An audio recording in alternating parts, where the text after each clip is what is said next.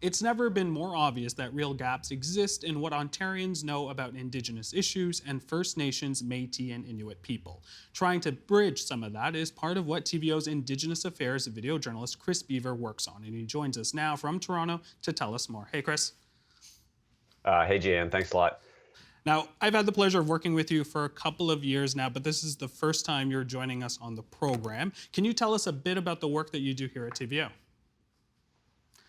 Yeah, but before I do that, I just want to take a quick moment in light of yesterday's news to just acknowledge all the children that never made it home from residential school. And, my heart goes out to the survivors and all those people that are grieving right now. And I just want to note that there's a 24/7 residential school crisis line. That's 1-866-925-4419.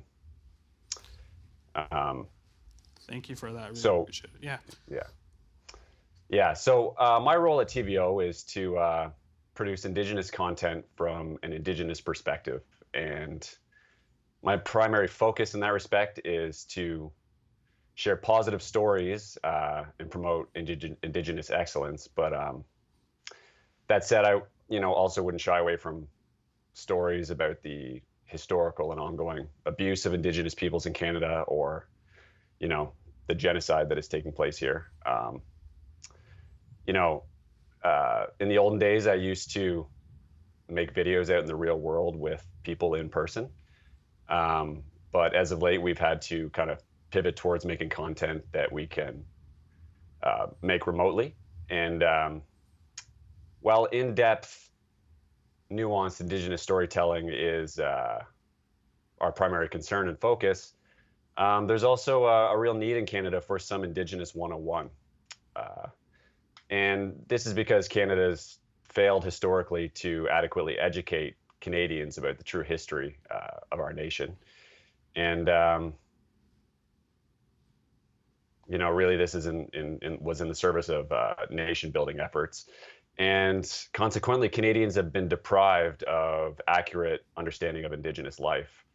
And in my view, this has led to sort of a violent indifference towards Indigenous life.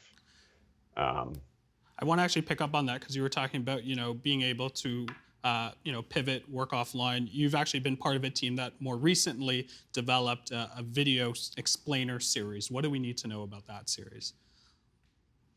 Right.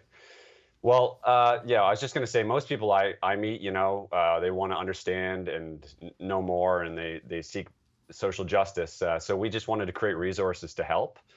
And so one of the things we're doing is a series of explainer videos that are ultimately kind of in service to our more in-depth Indigenous coverage to answer kind of simple questions like, what is a status card? What is Turtle Island? What's a residential school? We started making this series before the news broke about the Kamloops and the 215 children. And so, we were able to pivot quickly and make a video to address that. And, more recently, a video about what does Two-Spirit mean?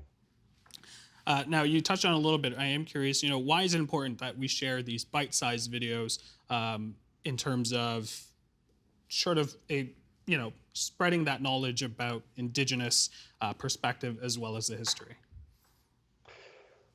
Well, our governments have failed to address the TRC, and colonialism is ongoing. But right now, the truth is spilling out, and we all know that Canada isn't a peaceful nation of benevolent settlers living in unity and diversity.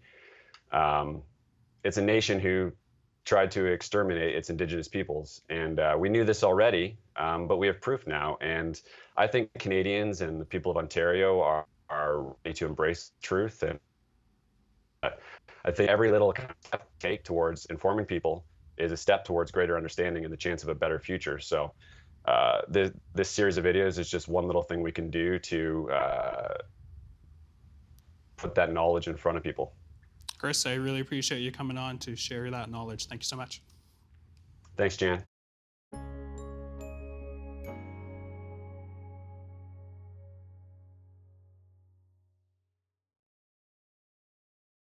The Agenda with Steve Paikin is made possible through generous philanthropic contributions from viewers like you. Thank you for supporting TVO's journalism.